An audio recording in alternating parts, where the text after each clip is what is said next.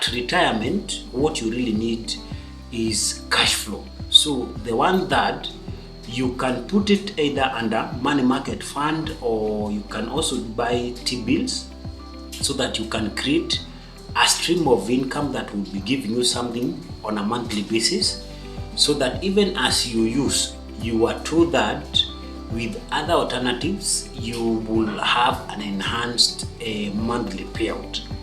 Annuity is a plan that you buy from an insurance company using that lump sum, and that plan will be giving you monthly payout until you die.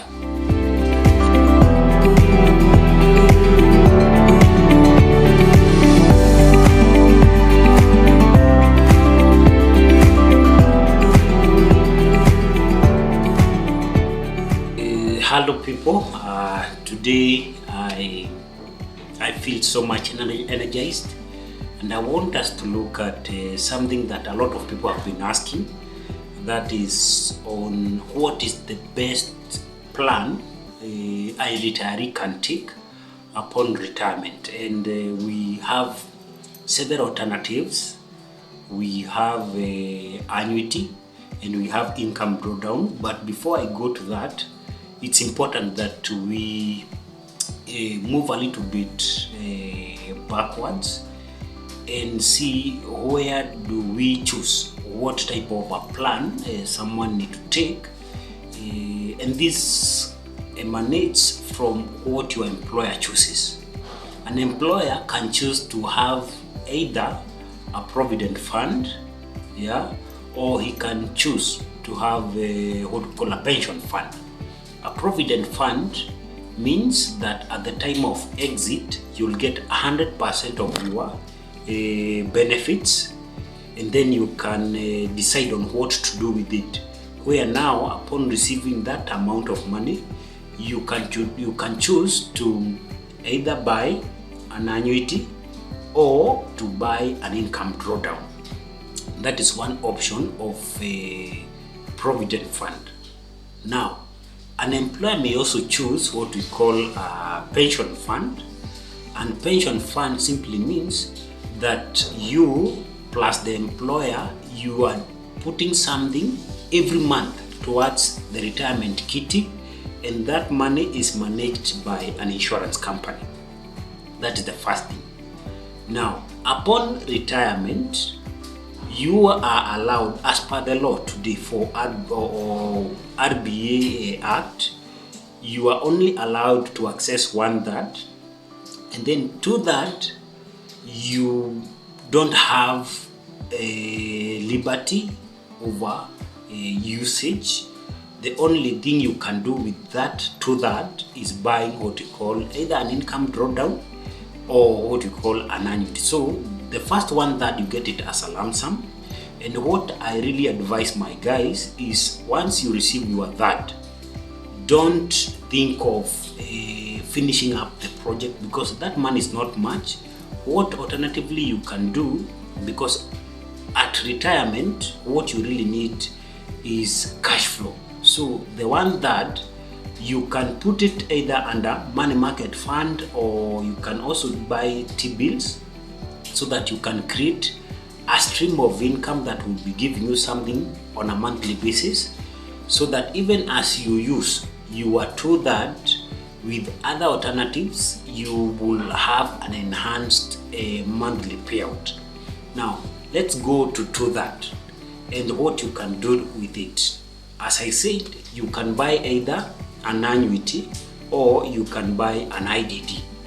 Annuity is a plan that you buy from an insurance company using that lump sum, and that plan will be giving you monthly payout until you die. So that is one for you, and your payout and your monthly payout, it's catered for life. But there's another part that we must also look at, that is the nominee, because there's some questions that I get.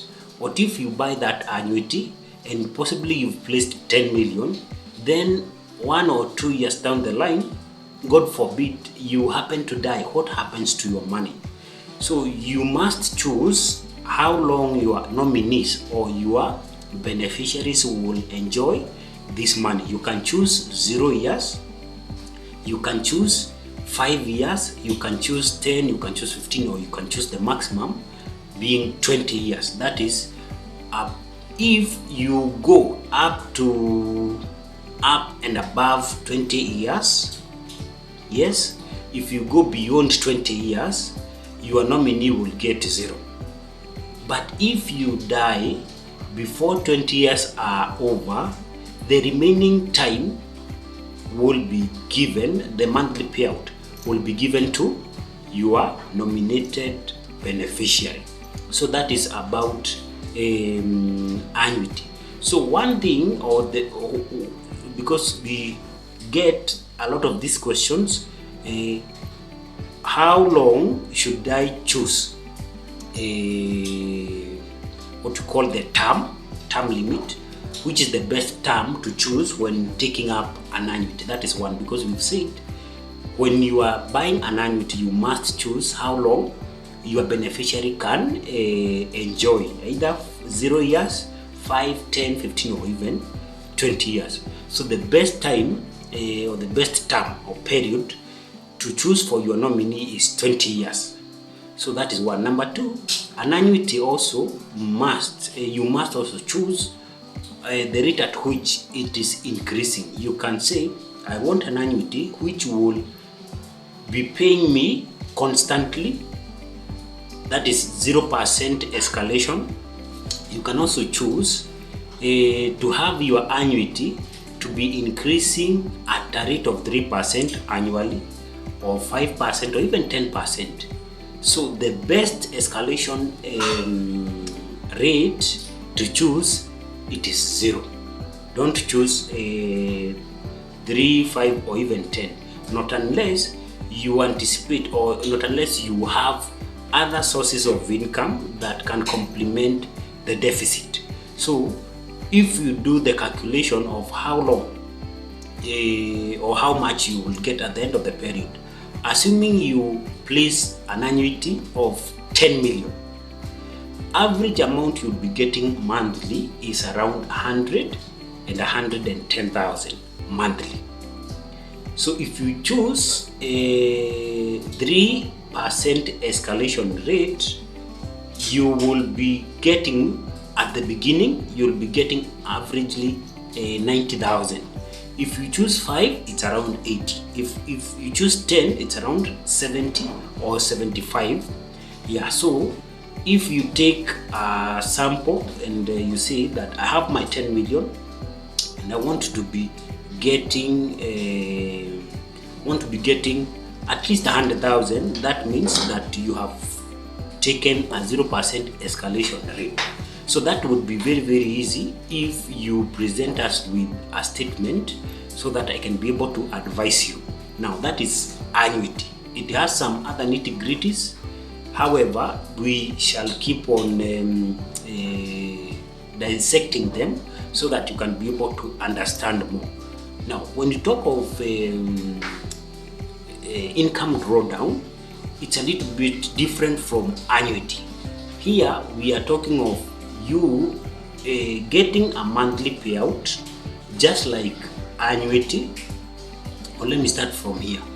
What is an income drawdown? It's an alternative to an annuity where you place your lump sum amount of money and then you instruct an insurance to stay with that money for a period of from 10 years upward. You can say, I want you to stay with this money for 10 years, 15 years, 20 years, 25 years.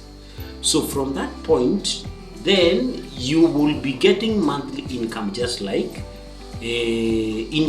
annuities, but upon the expiration of that particular time, the balance, you will get it and you can be able to choose on what to do.